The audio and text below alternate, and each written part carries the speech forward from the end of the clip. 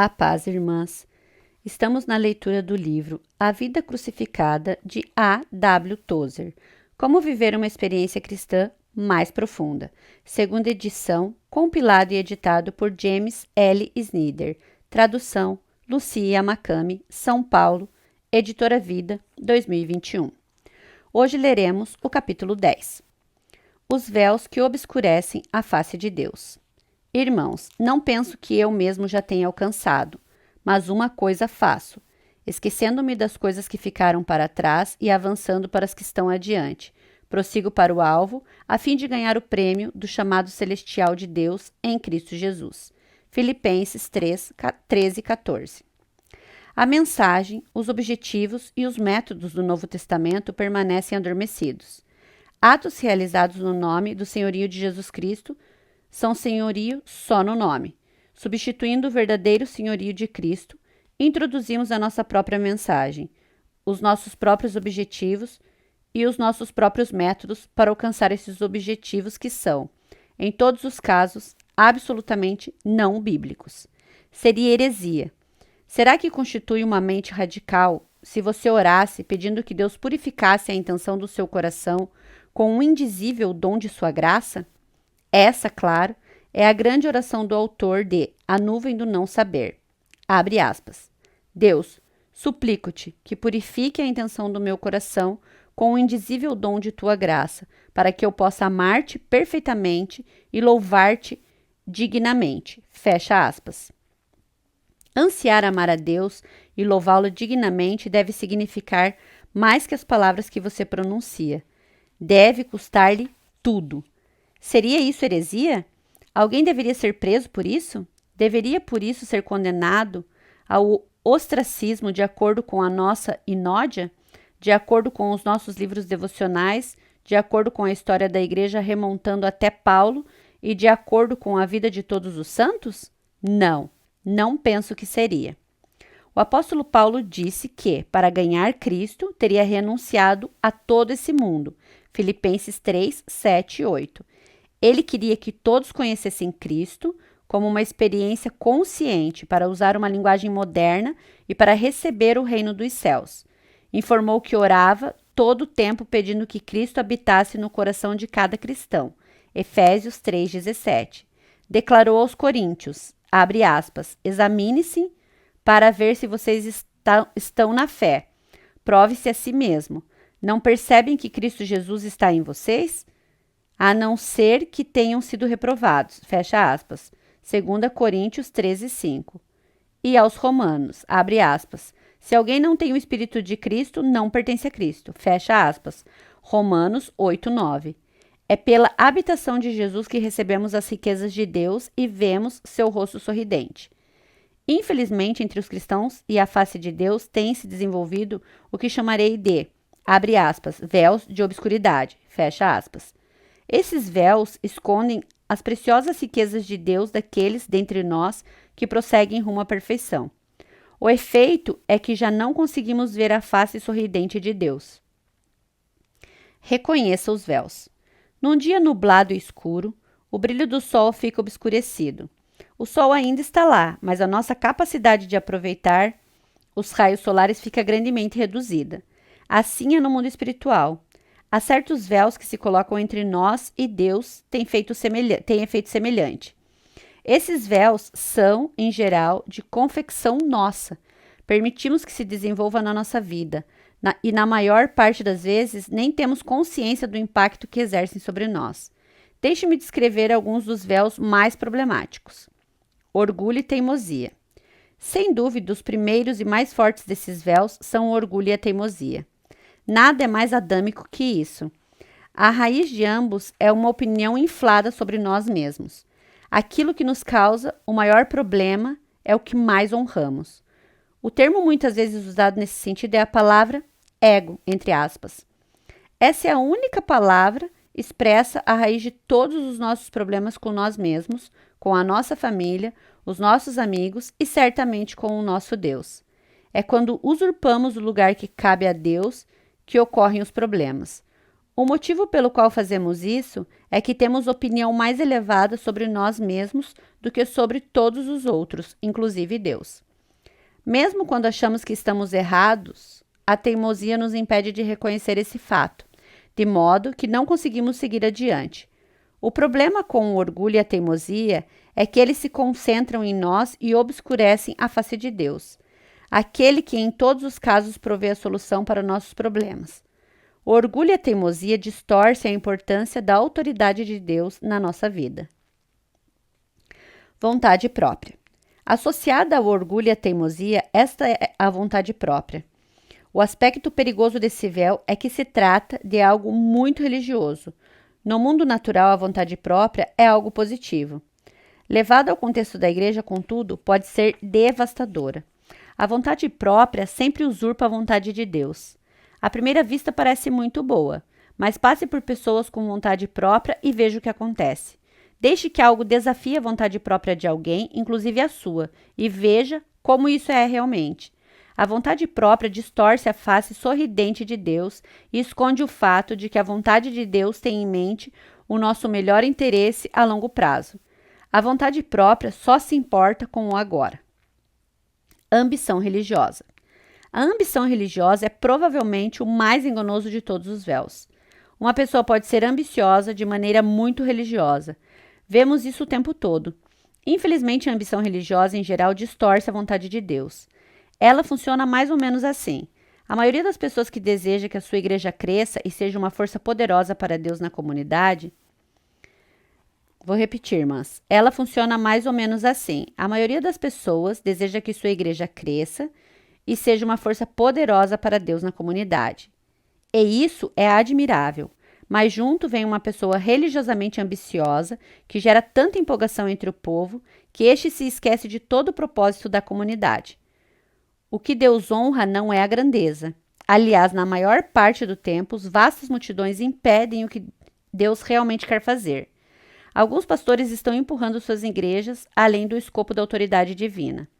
Algumas igrejas estão mais interessadas na política, outras nas questões sociais. Para outras ainda, o grande interesse é a educação. Todas essas coisas são boas, mas nenhuma delas faz parte da comissão que Deus deu à igreja. O fato de uma pessoa simplesmente revestir algo de terminologia cristã não o torna uma obra aprovada por Deus. A ambição religiosa distorce facilmente a aprovação de Deus sobre um grupo de pessoas. Defesa de direitos. É aqui que encontramos muitas dificuldades. Tudo o que reclamo para mim torna-se um véu que obscurece Deus aos meus olhos. Aquilo a que não renuncio de maneira absoluta e entrego para Deus, fica entre mim e Deus. Alguns cristãos acreditam que se jejuarem o suficiente e orarem sobre algo por tempo suficiente, Deus mudará de ideia sobre certo assunto. Não nesse caso. Nem todo jejum e oração do mundo podem remover esse véu. Depois que eu colocar tudo no altar, o brilho da face sorridente de Deus será visto. Penso que, depois que Abraão renunciou a qualquer direito sobre Isaque, passou a olhar o mundo de maneira bem diferente. Aquilo a que você se apega o puxará para baixo e o atrapalhará em sua busca da perfeição espiritual. Medo. O pai do medo é a incredulidade. O medo distorce o aspecto sorridente da face de Deus. Acredito realmente que Deus tem em mente o melhor para mim? Ou há um pouco de medo no meu coração obscurecendo suas boas intenções? As minhas circunstâncias não servem para indicar se o divino favor sorridente está sobre mim? Está sobre mim. Vou repetir, irmãs, porque era uma afirmação e eu coloquei como pergunta. Medo. O pai do medo é a incredulidade. O medo distorce o aspecto sorridente da face de Deus. Acredito realmente que Deus tem em mente o melhor para mim? Ou há um pouco de medo no meu coração obscurecendo suas boas intenções? As minhas circunstâncias não servem para indicar se o divino favor sorridente está sobre mim. O medo faz que eu olhe as circunstâncias em volta em vez de levantar e olhar para a face sorridente de Deus. Se os 3 filhos hebreus na fornalha acesa tivessem mais consciência do fogo em torno deles do que de Deus que estava com eles, poderiam ter ficado desencorajados. Mas eles olharam além do fogo e viram a face sorridente de Deus.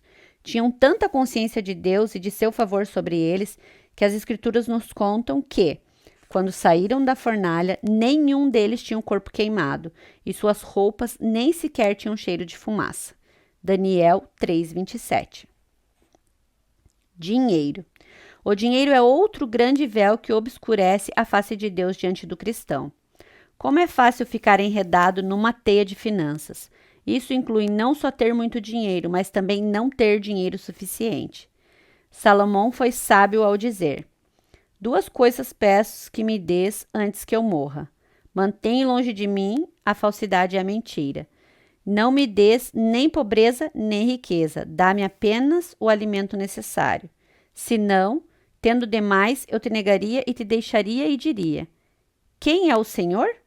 Se eu ficasse pobre, poderia vir a roubar, desonrando assim o nome do meu Deus. Provérbios 30, 7, 9. O véu do dinheiro nunca diz respeito à quantidade de dinheiro que você possui, mas o quanto o dinheiro possui você. Para a maioria de nós, não é preciso muito dinheiro para obscurecer a face sorridente de Deus. Qualquer coisa que fique entre você e Deus é o que basta. Amizades. A amizade é o véu mais difícil e que nos causa maior pesar. As nossas amizades podem ficar entre Deus e nós. Não estou pensando só nas nossas amizades com pessoas não salvas. A minha experiência tem sido que, depois da minha conversão a Cristo, os meus amigos não salvos me deixaram. Estou pensando principalmente nas amizades que temos dentro da igreja. Às vezes essas amizades se tornam mais importantes para nós que o nosso relacionamento com Deus. O problema aqui é que há uma grande dose de pressões no sentido de nos ajustarmos uns aos outros. O denominador comum somos nós mesmos. Somos chamados para nos ajustarmos uns aos outros, mas somos chamados não para nos ajustarmos uns aos outros, mas para nos ajustarmos a Deus. Nada é mais maravilhoso e encorajador que a amizade cristã, mas quando essa amizade começa a substituir a nossa comunhão com Deus, e é fácil isso acontecer, ela se torna um véu de obscuridade. A nossa posição social. Para muitos de nós, esse é o véu mais difícil de tirar. A maioria de nós estabelece sua identidade pela posição que ocupa. Essas posições, então, determinam a nossa influência na igreja e na comunidade. Não precisamos manter uma posição importante ou de grande renda. Pode até ser uma posição a qual você se ofereceu voluntariamente. O perigo à espreita está em permitir que a nossa posição substitua a aprovação divina na nossa vida. A aprovação dos homens pode distorcer a aprovação de Deus. Arranque os véus. Todos esses véus são aspectos da vida que à primeira vista parecem inocentes, mas certamente podem tornar-se algo que obscurece a face de Deus. Alguns cristãos percebem isso. Alguns compreendem essa verdade e fazem algo a respeito. Mas outros são como os israelitas. Vão a Cades Barneia uma vez por semana por anos e depois voltam ao deserto. Então querem saber por que tem tanta areia nos sapatos. Simplificando, eles não passarão de Cades Barneia. Não avançarão para a terra prometida. Seguir adiante, rumo a uma vida crucificada exigirá algum trabalho e compromisso da nossa parte. E uma das coisas que precisamos fazer é arrancar os nossos véus de obscuridade para que a luz da face sorridente de Deus brilhe sobre nós. A face de Deus está sempre sorrindo, e nem todos os véus que mencionei, nem mesmo o diabo podem fazê-lo parar de sorrir na nossa direção. O diabo pode soprar uma tempestade e colocá-la entre nós e a face de Deus, mas Deus ainda está sorrindo. Somos nós que estendemos os véus que obscurecem a visão. Não tenha rivais para Deus. O nosso Deus é um amante ciumento e não suporta rivais. Qualquer rival que você venha construir torna-se uma obstrução entre você e seu Deus. Não digo que você não está ligado a Ele ou não justificado pela graça. Digo que essa maravilhosa iluminação divina, essa habilidade de amar a Deus perfeitamente e louvá-lo de maneira condigna, fica velada. Fica bloqueada e derrotada e agora deixou de ser ensinada a uma geração. Se você arrancar os véus e os colocar sob os pés, descobrirá que eles escondem tudo o que o incomoda. Tudo o que amedronta passará, e nada haverá senão um céu limpo em cima. Cristo não precisa morrer de novo. Nenhuma cruz jamais precisa ser erguida novamente. Nada precisa ser acrescentado à expiação. A face de Deus continua sorrindo para seu povo. Entretanto, há uma nuvem, um véu escondendo essa face e esse sorriso. Não se deixe enganar. Alguns dizem que a apostasia acontece entre os pecadores, mas jamais entre os cristãos. Pode acontecer com as massas, mas não conosco. Mas os cristãos dos dias de hoje foram ensinados que podem bater o coraçãozinho e obter um sentimento quente e aconchegante de cânticos rurais, teatralismo grandioso e todo o resto que forma o culto em muitas igrejas modernas. Não os culpo, mas eles estão sendo enganados e os líderes religiosos têm mentido para eles e os lesados, assim como ocorreu nos dias de Jesus. Jesus andou entre os líderes de seus dias com os olhos abertos e a visão arguta e exortou. Abre aspas. O que eles dizem e fazem pode ser teologicamente correto, mas não sejam como eles. Fecha aspas. Os líderes responderam, abre aspas, vamos matar esse homem, fecha aspas, e o mataram. No terceiro dia, porém, ele ressuscitou. Então enviou o Espírito Santo para este mundo, e o Espírito Santo é seu e meu. Não crie limites para o Espírito Santo. Não deixe que ninguém diga quanto você pode ter do Espírito Santo. Só Deus pode dizer quanto você pode ter dele. Falsos mestres o instruem a não ficar empolgado e fanático, mas não lhes dê ouvidos. A geração passada foi levada às igrejas e às comunidades evangélicas. O que agora é fundamentalismo, em pouco tempo será liberalismo. Precisamos ter o Espírito Santo de volta nas nossas igrejas. Precisamos ter a face de Deus brilhando e velas acesas iluminando a nossa alma. Precisamos perceber, sentir e conhecer a maravilhosa iluminação divina daquele que disse, eu sou a luz do mundo. João 8,12. Dizer isso faz de mim um fanático? Se isso é fanatismo, então, ó Deus, mande-nos mais fanatismo. O verdadeiro fanatismo é quando você vai contra as Escrituras, acrescenta coisas e interpreta mal a palavra de Deus. Mas nenhuma linha da palavra de Deus foi mal interpretada por aquilo que estou dizendo aqui. Tudo é baseado na doutrina da fé, a fé dos nossos pais que ainda vive. Pare de vaguear. A questão é, você está disposto a arrancar os véus do orgulho e da teimosia, da vontade própria, da ambição religiosa, da defesa de direitos, do medo, do dinheiro, das amizades e da posição social? Você está disposto a esmagá-los sob os pés? Talvez você esteja sob esses véus há muito tempo. Você tenta contorná-los orando, mas não funciona. Você precisa colocar esses véus sob os pés e erguer-se sobre eles. Precisa afastar todas essas coisas que existem entre você e a paz de Deus e olhar para a luz do sol. Então relaxe. Não há nada mais que você possa fazer. O nosso Deus aguarda, otimista, querendo ajudar você. Ele está querendo fazer isso. Aliás, ele está ansioso para fazê-lo. Não cruze os braços e não se deixe desanimar. Talvez você tenha estado em muitos altares e lido tantos livros que ficou confuso. Arranque os véus entre você e Deus e se deite ao sol de seu sorriso eterno, pois até que o povo de Deus coloque os véus sob os pés, nada acontecerá. Eu recebo, ele assume. A.B. Simpson, 1843 a 1919. Aperto a mão do amor divino. Reclamo a graciosa promessa e acresço a dele meu selo. Eu recebo. Ele assume. Eu te recebo, bendito Senhor, entrego-me a ti, e tu, de acordo com tua palavra, assumes por mim. Recebo a salvação em plena e gratuita, por meio daquele que me deu a vida por mim. Ele assume tudo o que serei. Eu recebo. Ele assume. Eu recebo com minha santidade, meu espírito imaculado, veste celestial. Recebo o Senhor minha justiça. Eu recebo. Ele assume. Recebo o Espírito Santo prometido, recebo o poder do Pentecoste para me encher e transbordar. Eu recebo, ele assume. Eu recebo por sua estrutura mortal, recebo minha cura por seu nome. E toda a sua vida ressurreta reclamo. Eu recebo, ele assume. Simplesmente o recebo por sua palavra, louvo, pois minha oração escuta, e reclamo minha resposta do Senhor. Eu recebo, ele assume. Acabamos aqui, irmãs, o capítulo 10.